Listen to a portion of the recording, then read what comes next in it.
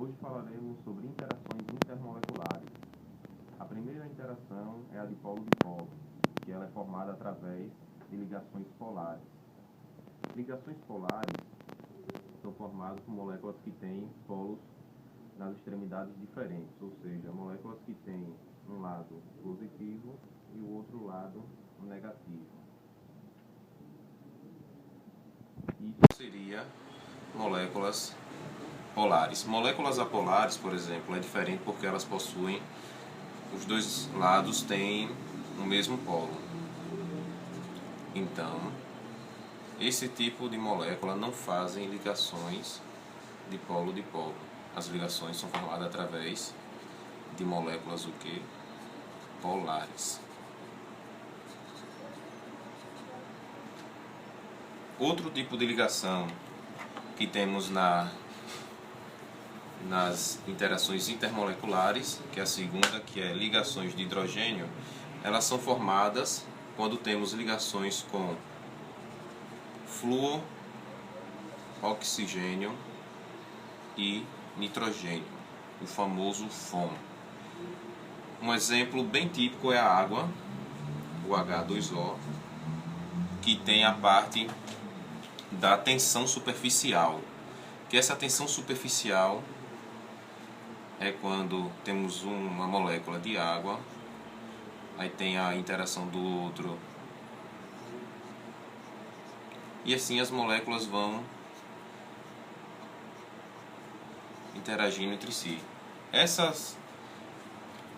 atração que tem entre o hidrogênio e o oxigênio forma a tensão superficial da água. É aquilo que quando a pessoa salta mesmo de barriga, a pancada é tremenda. Então sempre tem que quebrar essa tensão superficial. Por isso que é aconselhável sempre com a ponta do dedo ou a ponta do pé. O terceiro caso é a força de Van der Waals, ou também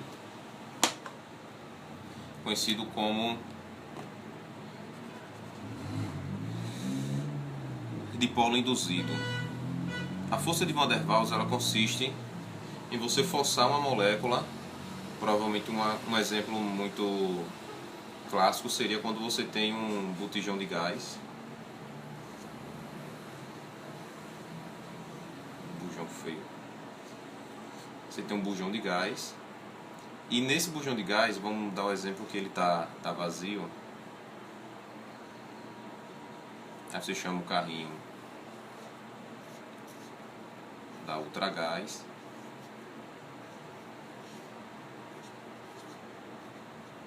para abastecer esse bujão.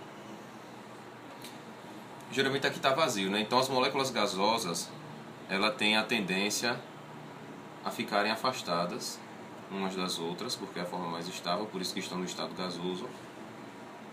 Mas com a compreensão que vai ter, força com que o átomo ele se aproxime um do outro.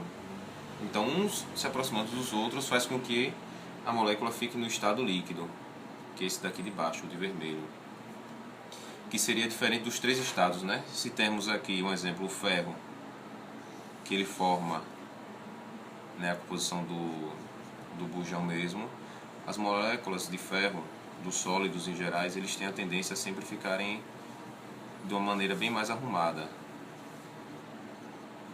Então elas ficam emparelhadas dessa maneira. Se a gente já for pegar a questão do estado líquido,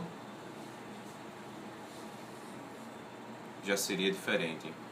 Eles já seriam um pouquinho mais arrumadinhas. E quando a gente passa para o estado gasoso, que são essas daqui de cima, por exemplo, se formos observar, é tudo uma afastada das outras. Ao colocar em um local confinado, a tendência é que sempre vão se aglomerando. E por ficarem uma mais próximas das outras, aí elas passam a assumir esse tipo de formato aqui, vão se juntando.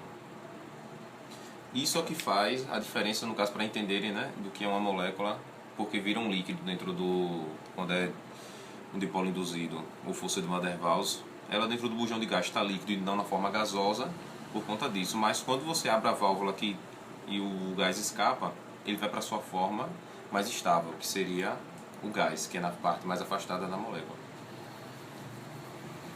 E com isso, finalizamos a aula de hoje. Espero que tenham gostado. As dúvidas postem embaixo.